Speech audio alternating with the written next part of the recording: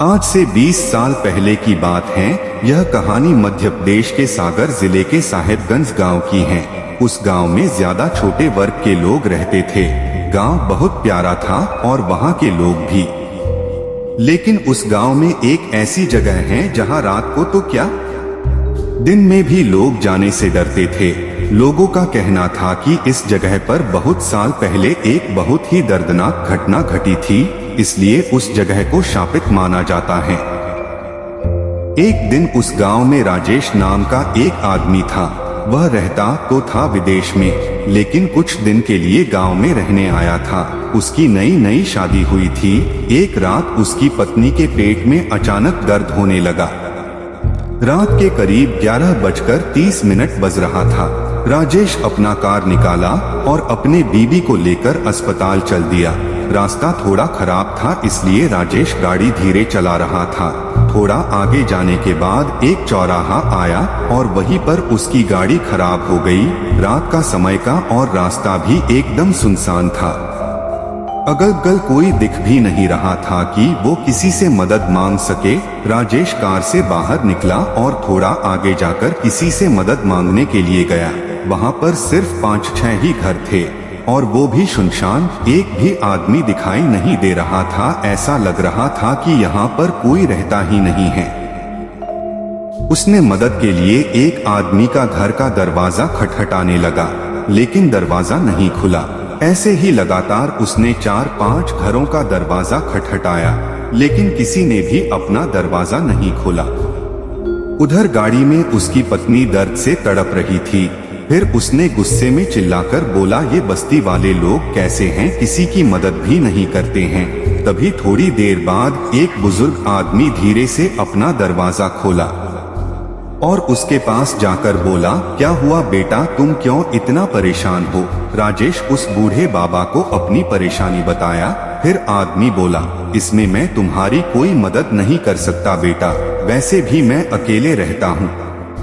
अगर मैं कोई मदद कर सकता तो जरूर करता, तुम किसी और से मदद मांग लो। इतना कहकर उसने अपना दरवाजा बंद कर लिया। राजेश उस आदमी की बात सुनकर उदास हो गया, लेकिन वह हिम्मत नहीं हारा। फिर दोबारा उसने किसी दूसरे का दरवाजा खटखटाया। ऐसा वो 4-5 लोगों का दरवाजा खटखटाया, लेकिन किसी ने भी दरवाजा नहीं खोला। राजेश गुस्से में चिल्लाकर बोलने लगा कि यहाँ के कैसे लोग हैं, किसी की मदद नहीं करते हैं। लेकिन किसी का कोई जवाब नहीं आया। फिर वो उदास होकर एक चबूतरे पर बैठ गया। थोड़ी देर बाद एक दरवाजा खुला।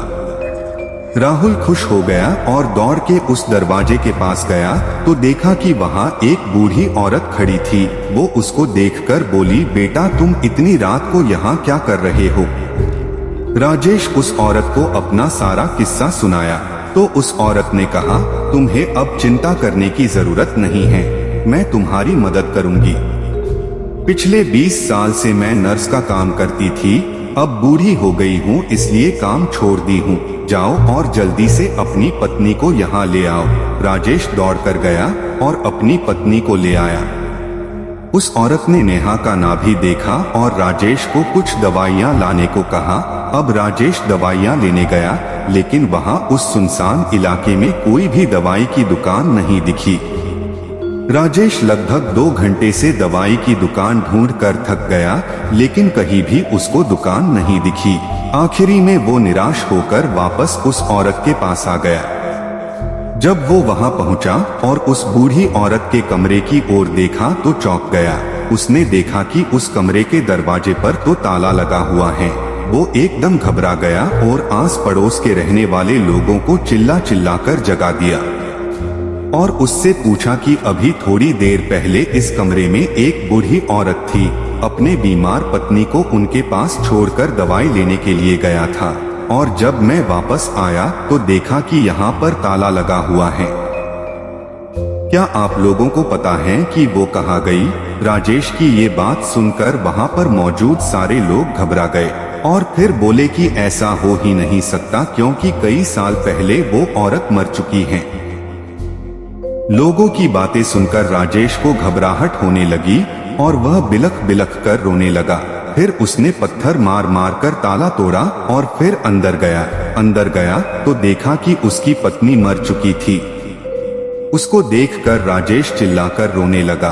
तभी वो बूढ़ी औरत भूत बनकर उसके सामने आई और बोलने लगी, कई साल पहले मैं भी तुम्हारे जैसे चिल्ला चिल्लाकर मदद मांग रही थी जब कुछ गुंडों ने मेरी बेटी को उठाकर ले जा रहे थे। इस बस्ती के एक भी इंसान ने मेरी मदद नहीं की और मैं अपने बेटी के वियोग में तड़प तड़प कर मर गई और तब से लेकर आज तक यहाँ कोई किसी की मदद नहीं करता है और ना ही करेगा। और अगर तूने कुछ चालाकी किया तो तेरी भी जान जाएगी जैसे तेरी पत्नी की गई है। इतना बोलकर वो वहाँ से विलुप्त हो गई। राजेश उसकी बात सुनकर वहाँ से रोता हुआ अपनी पत्नी की लाश लेकर वापस अपने घर की ओर चला गया।